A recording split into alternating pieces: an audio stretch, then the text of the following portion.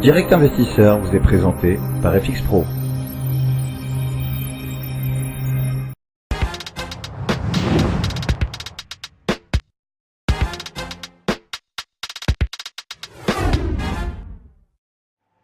Et nous sommes de retour sur Direct Investisseur. On va parler des marchés avec un CAC 40 qui est toujours haussier ce matin. On est toujours donc en hausse sur le CAC à 4000. Nous sommes. Attendez, hop, je rafraîchis. J'ai pas le bon. Non, j'ai pas le bon graphe, Aziz. On est à 4917. Voilà, 4917 plus 0,49%. Des marchés donc qui tiennent malgré le peu de volume sur les marchés aujourd'hui. Oui, alors effectivement, on n'a pas des volumes extraordinaires, mais la hausse non plus n'est pas extraordinaire. On le voit, on prend 0,5%. On est toujours aux alentours de ce fameux niveau à 4900 points.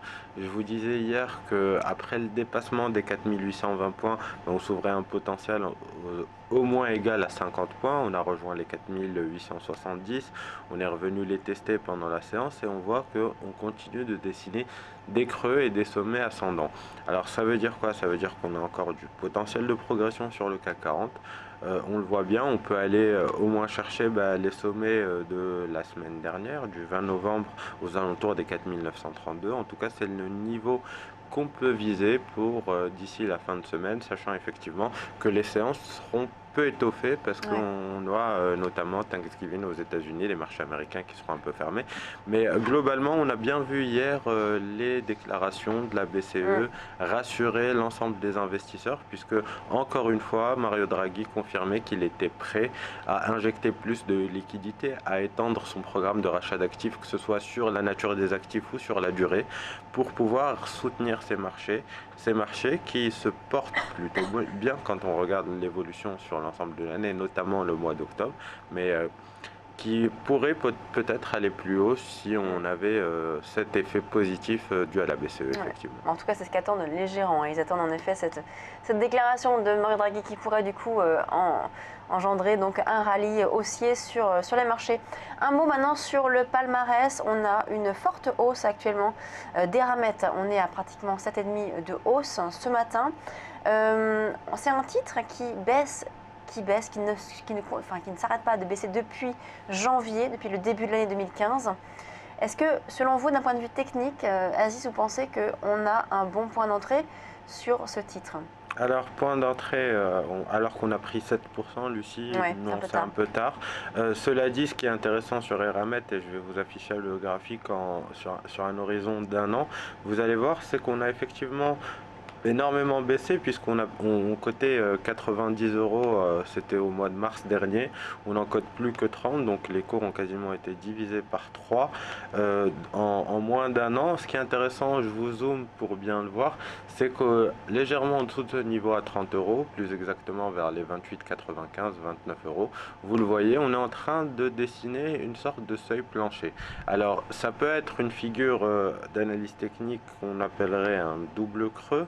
C'est une figure de retournement de tendance. On a déjà pris 7%, on peut avoir une respiration additionnelle sur ce titre-là. On pourrait aller chercher les 34,65 € dans un premier temps. Éventuellement, si on arrive à passer ce niveau, on peut s'arrêter sur les 40 €. Mais c'est vrai que c'est un peu tard pour se positionner sur un scénario swing trading court terme. Cela dit, si on veut garder une position et je veux plutôt un renversement sur une durée un peu plus longue, on peut toujours se positionner sur ces cours-là. Bon, c'est pas une grande conviction, le titre, on le voit bien, est dans une forte tendance baissière, mais à l'image de ce qui s'est passé durant le mois d'octobre et précédemment en fin août, on le voit suite à des petites phases baissières, des petites reprises qui retracent en général entre 50 et 38% à 50% des impulsions baissières. Alors effectivement, on pourrait retracer là une partie de la dernière jambe baissière qui nous a mené de 44 € à un plus bas vers 29. Donc on pourrait revenir éventuellement chercher le milieu de cette impulsion baissière et c'est ce qu'on disait, ce niveau des 40 €, 39,90 pour être plus exact. Un mot sur la deuxième plus forte hausse de la journée. donné, c'est ST Microélectronique qui prend pratiquement 5% ce matin. Alors là, graphique totalement différent par rapport à Eramet. On est sur une baisse, mais beaucoup plus erratique avec des hauts et des bas. Donc là, qu'est-ce que vous conseilleriez, vous, à ceux qui nous écoutent, qui sont intéressés par cette valeur? Forte hausse également aujourd'hui, mais on a peut-être un potentiel à jouer là-dessus. Alors, potentiel à jouer, Lucie, je serais plutôt contrarien, moi, sur ce titre-là, par rapport à la séance d'aujourd'hui. Vous le voyez bien, effectivement, on a une tendance baissière qui est effectivement pas très affirmée, puisque la pente n'est pas très importante. Et puis, ce qui nous intéresse surtout, c'est cette consolidation qui s'est installée depuis le mois d'août. Alors, elle a un léger biais haussier cette fois-ci, même si elle est plus latérale qu'haussière.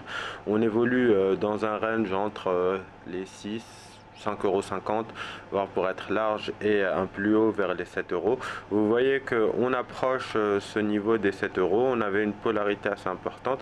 On avait effectué même, c'était, je vais vous donner la date exacte, le 26 octobre dernier, effectué un excès haussier au-dessus de ce niveau des 7 € et vous voyez que la conséquence, c'est qu'on l'a réintégré le lendemain et que derrière, on a eu une grosse accélération baissière qui nous a ramené vers le bas de ce range-là.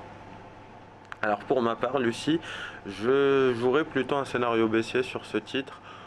On va attendre plutôt des premiers signes de faiblesse. Alors on pourra le regarder en intraday effectivement pour détecter ces premiers signes de faiblesse.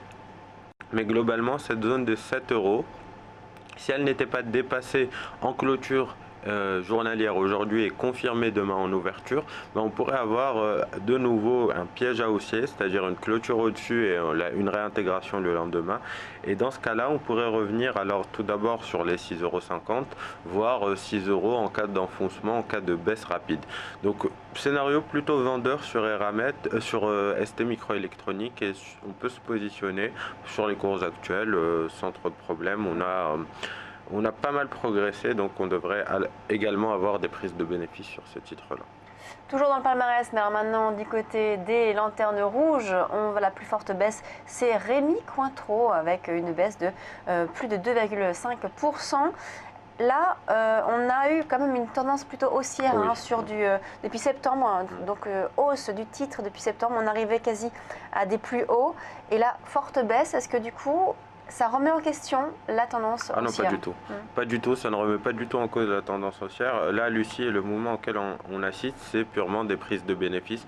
On a vu le titre, effectivement, depuis le mois de septembre, gagner plus de 15 €. On est passé de 50 à plus de 65. Vous voyez que le mouvement qu'on est en train d'effectuer correspond à un simple pullback sur ce niveau.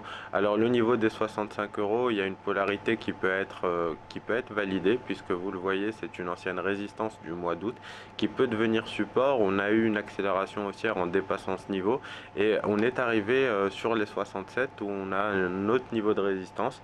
Vous voyez qu'on a calé sur ce niveau, on va revenir certainement toucher les 65 €.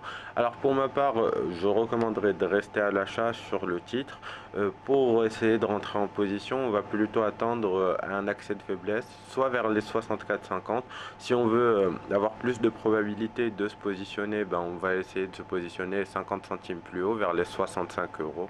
Mais la tendance devrait rester haussière, on le voit, on dessine des creux de plus en plus haut, des sommets de plus en plus haut. Et on a une configuration qui est assez propre depuis septembre. Donc c'est un titre où il faut plutôt être à l'achat avec, si on veut jouer le scénario sur un moyen terme, garder en ligne de mire les plus hauts atteints le 4 mai dernier vers les 73. Merci Aziz donc, pour ces éléments sur le palmarès des actions. On marque une très courte pause, on se retrouve tout de suite avec Benoît Rousseau. À tout de suite.